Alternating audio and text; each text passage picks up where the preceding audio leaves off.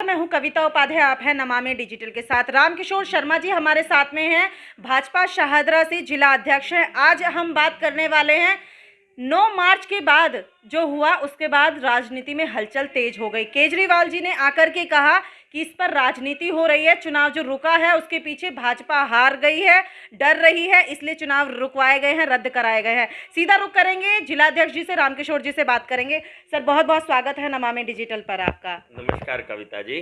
Sir, एक poster पूरी दिल्ली में आजकल एक लगाया जा रहा है कि भाजपा डर गई, भाग रही है, चुनाव रद्द करवा रहे हैं। क्या कुछ है सर आपका कहना? देखिए, जिन्होंने ये पोस्टर लगाए हैं उनके विषय में मैं बस इतना कहूँगा कि वो ज़रा ये भी पोस्टर लगा दें कि गोवा में मेरी क्या धुलाई हुई, उत्तराखंड में मेरी क्या धुलाई हुई, उत्तर प्रदेश में मेरी क्या धुलाई हुई, और पंजाब में उन्होंने सरकार बना के और वो ये समझ रहे हैं कि मैं इस समय 7वें आसमान पर हूँ। 9 तारीख को, इसमें कोई शक नहीं, चुनाव हमारे जो स्टेट इलेक्शन कमीशन के जो कमिश्नर हैं श्रीवास्तव जी, वो करने जा रहे थे। लेकिन उनको ये बात पहले कही गई थी कि जो 5 साल जनता ने, और ख़ासकर पूर्वी दिल्ली नगर निगम, क्योंकि पूर्वी दिल्ली नगर निगम को 5 साल केजरीवाल जी ने इसलिए परेशान किया है क्योंकि उन्हें पता है कि यहाँ से रेवेन्यू भी नहीं आता, टैक्सेस भी नहीं आते, कुछ भी नहीं आता, और यहाँ खर्चे बहुत ज़्यादा हैं।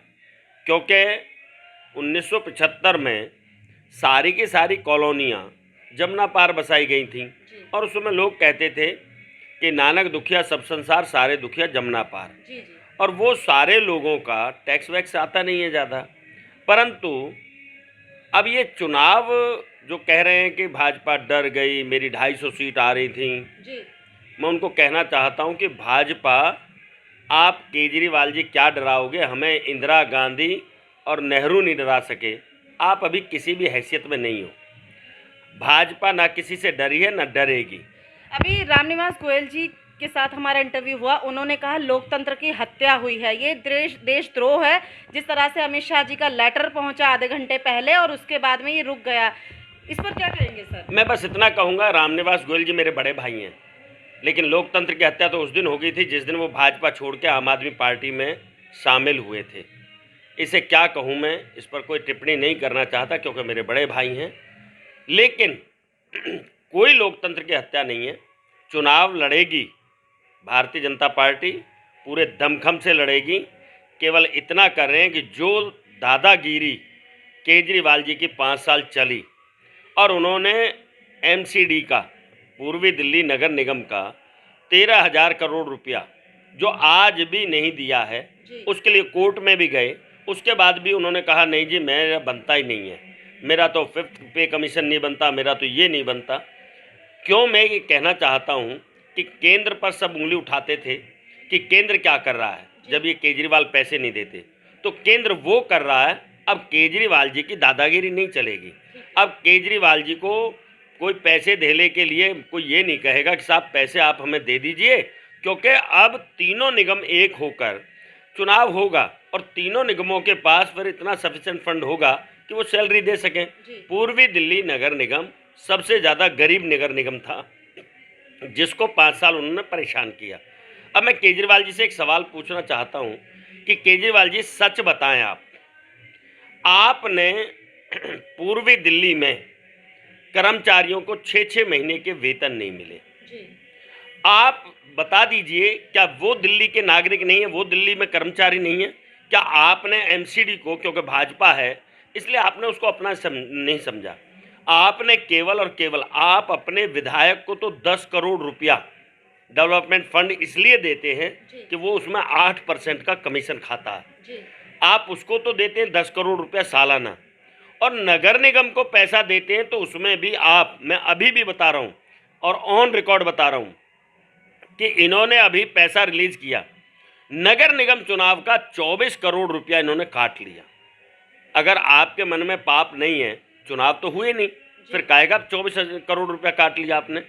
मैं कहना चाहता हूँ कि आपकी करनी और कथनी में बड़ा अंतर है। और अंत में एक बात कहना चाहता हूं, केजरीवाल जी, आप ऐसा मत करो, क्योंकि निश्चित रूप में जो दिल्ली में आपने किया है, मैं उस पर जाना नहीं चाहता कि आपने दिल्ली की माता बहनों के साथ जो किया है उसका आपको भुगतना पड़ेगा, क्योंकि दिल्ली में आज जो हालात हो गए हैं। मैं आज कहना चाहता हूं केजरीवाल जी, आप जो फ्री का विषय कर रहे हैं ना, हालांकि आप फ्री दे नहीं रहे हैं लेकिन मूर्ख बना रहे हैं। एक कंट्री है बेंजुला जी और वहाँ पर सरकार की ओर से सब कुछ फ्री दिया जाता था। जी आज वहाँ की कोई भी गूगल पर हालत पढ़ लीजिए, आज वहाँ एक डबल रोटी के लिए माताएं बहनें ये कहने को तैयार हैं कि एक डबल रोटी दे दीजिए, हमारी अस्मिता से भी खेल लीजिए। रामकिशोर जी, बात आपकी ठीक है, लेकिन जिस तरह से चुनाव रुके, क्या ये पिछले 15 साल जब बीजेपी रही है और मोदी जी भी बहुत समय से हैं सत्ता में, क्या तब नहीं हो सकता था जब चुनाव की घोषणा होनी थी आधे घंटे पहले ये सब चीज़ें हुई? नहीं, आप मुझे एक बात बताइए, इलेक्शन कमीशन अपना काम कर रहा है, केंद्र अपना काम कर रहा है, इसमें आधा घंटा और 1 घंटे का विषय ही नहीं है। ठीक है। अगर चुनाव डिक्लेयर हो जाते और तब हम उसे इंटरफेरेंस करते, तब हम मानते हैं। जब तक डेटें नहीं हुई तब तक केंद्र के अधीन है। और मैं उनको बताना चाहता हूं कि सिविक बॉडी है और केंद्र देखता नहीं रहेगा पंगु बनकर कि आप कुछ भी करें। और कोई हत्या नहीं हुई, चुनाव होगा, अभी 2-2 हाथ करने के लिए हमारे सारे कार्यकर्ता तैयार हैं। हम ये नहीं कह रहे चुनाव से भागने का मतलब होता है कि हमने चुनाव को रद्द कर दिया हो। स्थगित हुए हैं चुनाव केवल 2-3 महीने के लिए स्थगित हुए हैं। क्यों? क्योंकि अभी हमने तीनों निगम को एक करेंगे, उसमें सारी प्रक्रिया को पूरा करेंगे और उसके बाद चुनाव में जाएंगे। किसने मना किया? लेकिन विज्ञापन वाले व्यक्ति को पोस्टर लगाने आते हैं, टीवी पर ऐड देना आता है, उनको काम ईमानदारी से पोस्टर लगा देना, दिल्ली को बधाई, दिल्ली बधाई। मैं कहता हूं काम तो बताओ किस बात की बधाई। तो मैं ये कहते हुए आपकी बात को सिरे चढ़ाता हूं कि जो आपने मुझे सवाल किया है, केजरीवाल जी, चुनाव के लिए भारतीय जनता पार्टी का एक एक कार्यकर्ता तैयार है। आप तैयारी कर लो और हम भी आपको बता देंगे कि चौथी बार फिर भारतीय जनता पार्टी सरकार बनाएगी दिल्ली में। सर, कब चुनाव हो सकते हैं? आपका अनुमान क्या कहता है? राजनीति में बहुत साल आपने दिए हैं, कब समझे हम कि चुनाव हो सकता है आने वाले टाइम में? या 2 वार्ड के 1 वार्ड हो जाएगा या सीटें कम होंगी, ऐसा कुछ अनुमान जो रूमर्स पूरे राजनीति की गलियारों में घूम रहे हैं, क्या कुछ उस पर आप कहना चाहेंगे सर? देखिए, मेरा कहना इतना सा है कि ऑलमोस्ट चुनाव 2-3 महीने के अंदर हो जाएंगे। ठीक है। अभी केंद्र इस बात का फैसला ले रहा है कि क्या हम इन सीटों को कम करें, और उन्होंने भी सलाहकारों से सलाह ली है ठीक है। कि अगर वार्ड कम होते हैं तो निश्चित रूप से 3-4 महीने लगेंगे। ठीक है। अगर इन्हीं वार्डों पे होता है तो मई-जून में चुनाव हो जाएगा। लेकिन मैं नहीं समझ पाया कि जैसे ही चुनाव स्थगित हुआ और केजरीवाल जी के एक मियाँ मिट्ठू हैं और उनका नाम है उप मुख्यमंत्री सिसोदिया जी, क्योंकि वो दिन में भी कौवा भी उड़ा देते हैं और सांड भी उड़ा देते हैं। अगर केजरीवाल जी कहें कि सांड उड़ा तो वो कहते हैं उड़ गया भाई साहब। वो उनके इसीलिए, क्योंकि कुमार विश्वास वगैरह तो नहीं उड़ाते थे सांड, इसलिए वो निकल गए पार्टी से बाहर। इस पार्टी में तो वो रहेगा जो दिन में भी सांड उड़ाएगा और दिन में भी अंधेरा बताएगा और रात को भी उजाला बताएगा। तो उन्होंने कह दिया हमारी 250 सीट आ रही थी। तुम्हारा कौन सा ऐसा सर्वे है? मैं कहता हूँ केजरीवाल जी, मुंगेरी लाल के हसीन सपने देखने बंद कर दो। ये जो आपने पंजाब में कांग्रेस को हराया आपने, हम चुनाव नहीं लड़ रहे थे, लेकिन 4 राज्यों में जो आपकी धुलाई हुई है ना, आप उसको भी याद करो। मोदी जी के ऊपर आप ऐसा कर रहे थे, उत्तर प्रदेश में पता लग जाएगा किसानों को, कहाँ गए तुम्हारे किसान, कहाँ गए तुम्हारे जाट।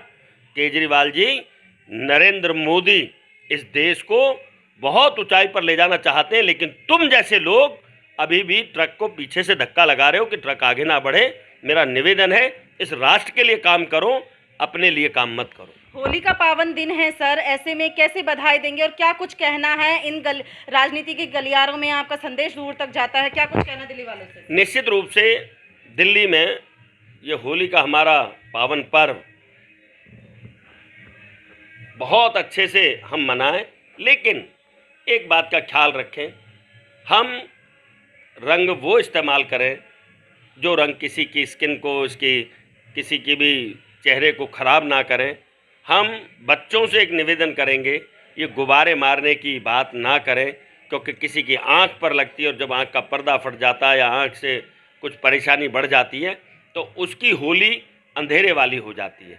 इसलिए हम भाईचारे का त्यौहार है, हम सब मिलकर होली मनाएं। और मैं अपने नमामि डिजिटल को भी और कविता जी को भी बधाई देना चाहता हूं, होली की शुभकामनाएं। भगवान उनकी सभी मनोकामनाएं पूरी करे। बहुत बहुत धन्यवाद।